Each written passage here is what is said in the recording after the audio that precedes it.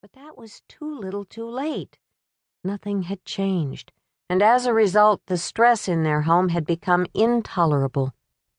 Now that she was pregnant, Rachel had decided to leave, for the sake of her sanity and for her own health and that of her baby.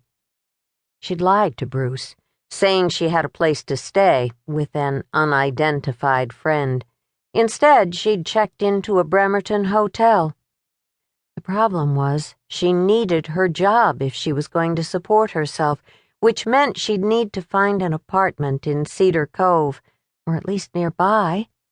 Everything was complicated by the fact that this hadn't been an easy pregnancy. She had severe morning sickness, and her blood pressure was dangerously high. That was understandable considering the tension in the house. If not for the baby, Rachel might have found the strength to deal with Jolene. She might have been willing to devote all her energy to sorting out the complicated tangle of the girl's emotions, giving her the constant reassurance she seemed to require. Since Jolene had learned about the baby, the whole situation had become that much more difficult. Not only did her stepdaughter see her as competition for Bruce's affections, but now Rachel had committed an even worse crime by bringing another child into the family, robbing the girl of his undivided attention.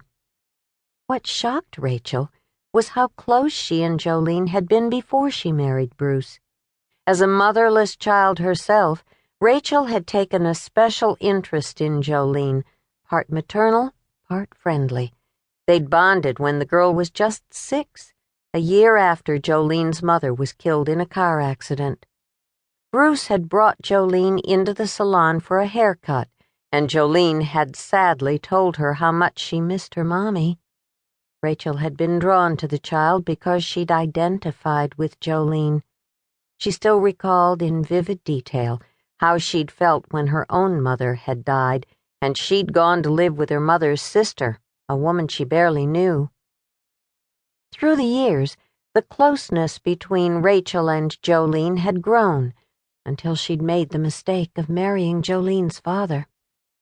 To be fair to the teenager, Jolene had wanted Rachel and Bruce to wait until she'd had time to get used to the idea. Bruce, however, wouldn't hear of it. He'd wanted them married. Well, so did Rachel, although she'd asked Bruce to delay the wedding because of Jolene's qualms. But by then, the momentum of their plans had taken over. In the beginning, after first meeting Bruce, she hadn't considered him anything more than a friend. He was Jolene's dad. He relied on her help with his daughter. For years, there hadn't been the slightest indication of romantic interest on either part. Rachel was seeing Nate Olson, a Navy warrant officer she'd met, after bidding on him at a fundraiser for the local Humane Society, the Dog and Bachelor Auction. Shortly after the wedding, Nate was deployed out of state, but now he was back. They'd been in contact recently, and in fact, he was the friend she'd arranged to meet here. For a while, she and Nate had seriously thought about marriage. However, by the time he'd asked her to make a decision, Rachel had come to realize she was in love with Bruce. Surprisingly, miraculously, Bruce loved her, too. From there, everything had moved quickly. Too quickly. She had to acknowledge the truth of that old cliché about marrying in haste. Rachel had been all too willing to accept Bruce's assurances that Jolene would adjust. After all, he'd pointed out, it wasn't as though Rachel was a stranger. But Jolene hadn't adjusted. Whatever affection she'd had for Rachel had changed into passive-aggressive behavior and then escalated to open antagonism. Not wanting to distress her husband, Rachel had done her best to deflect Jolene's hostility. The pregnancy was unplanned, and she'd hoped to keep it a secret for a few months.